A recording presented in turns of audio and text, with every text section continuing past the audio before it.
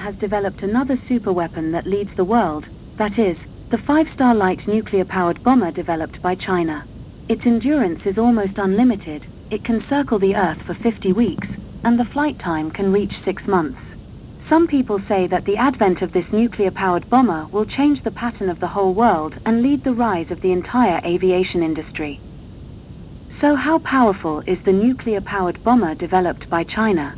Click a like to support it. Let's take a look at it in this video today. In the international war of the new era, strategic bombers have always been the main strategic weapons of countries around the world. Due to their long range and large carrying capacity, they pose a great threat to any possible enemy. As for Chinese, although Chinese started late in strategic bombers, Chinese have made breakthrough progress. Recently, there is news that the first flight of the H-20 is imminent. It can not only make up for Chinese shortcomings in this regard, but also push Chinese air forces and strike capabilities to a new height. But this is nothing. According to reports, China is developing a new generation of strategic bombers, and its energy source is likely to be nuclear energy. When it comes to nuclear energy, the first thing that comes to people's mind is a nuclear-powered aircraft carrier. But what about nuclear-powered aircraft? This is a new concept for many people. In fact, China's research on nuclear-powered bombers is not a fantasy at all, because such superweapons are indeed real. The United States is the first country in the world to develop nuclear-powered bombers. During the period of the US-Soviet War, the United States did not have a strong military force, and took the lead in developing the world's first nuclear-powered bomber, the B-36H. It uses a miniature nuclear reactor. Although the first flight was successful, because its reactor power is too small and the volume is too large, it is seriously insufficient in power, and it also carries a large amount of radioactive elements, so the United States gave up the plan, but this pointed out the direction for the future development of nuclear-powered bombers. However, the Soviet Union did not give up. They also wanted to use nuclear-powered bombers to threaten the United States, so they borrowed the design concept of the United States and designed a nuclear-powered bomber called Tu-119, which can reach a maximum speed of 80 km per hour. But the Soviet Union encountered the same problem as the United States. Tu-119, in order to reduce the radiation intensity of the nuclear reactor is placed in a bomb bay with lead and plastic partitions. But in the end, due to problems in safety and power, the problem was not solved and the project was forced to terminate. Why are the United States and the Soviet Union so obsessed with nuclear-powered aircraft? The fighter can hover over the enemy for a long time. It is a weapon that can strike the enemy at any time, especially in the absence of intercontinental missiles. This function is even more important. However, combining bombers and nuclear energy is an extremely complex problem. The first problem to be solved is how to reduce the size of those huge reactors to fit into an aircraft. Although the bomber is large, its takeoff weight is limited. So the collapsed bomb load must be considered. In addition, the cooling of nuclear power plants, the isolation of nuclear radiation and the personal safety of the driver are also issues that cannot be ignored.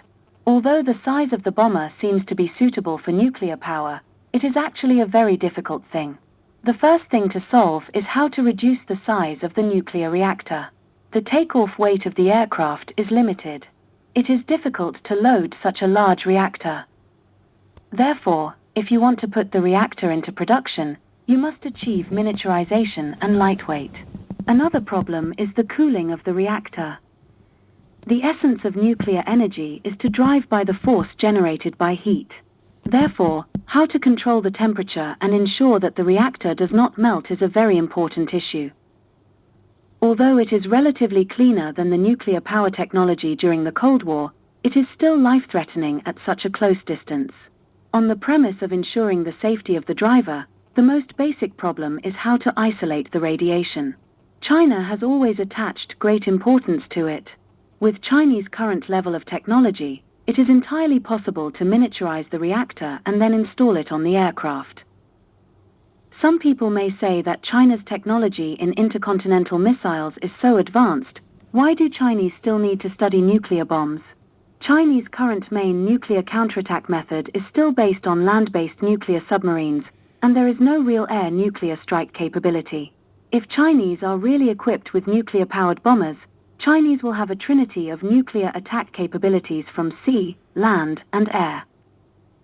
Another point is that although intercontinental missiles can attack from a long distance, it always takes some time from launch to hitting the target, which means that the other party has enough time to detect and intercept. The nuclear bomb is different.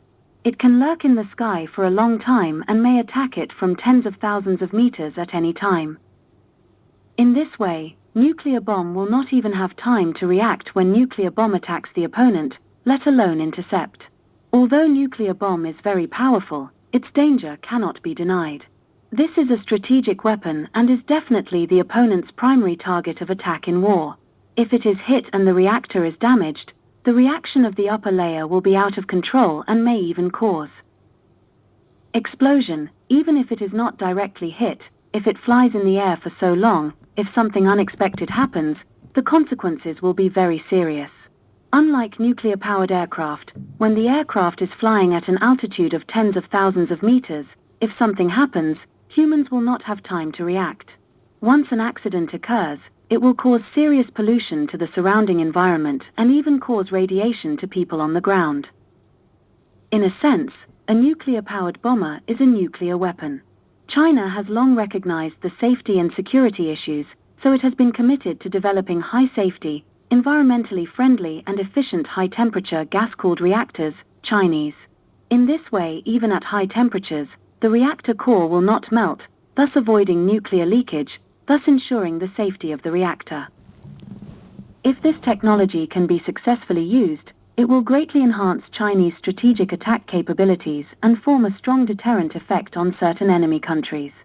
However, Chinese must also keep a clear mind and maintain a reasonable understanding of the possible risks, they said. The future military landscape will undergo earth-shaking changes. If Chinese nuclear-powered bombers can really fly into the sky, it will not only shock the military field, but also change the world pattern, Chinese said. Challenges. Safety. Managing nuclear reactors onboard aircraft posed immense risks, including radiation shielding for the crew. Technological complexity.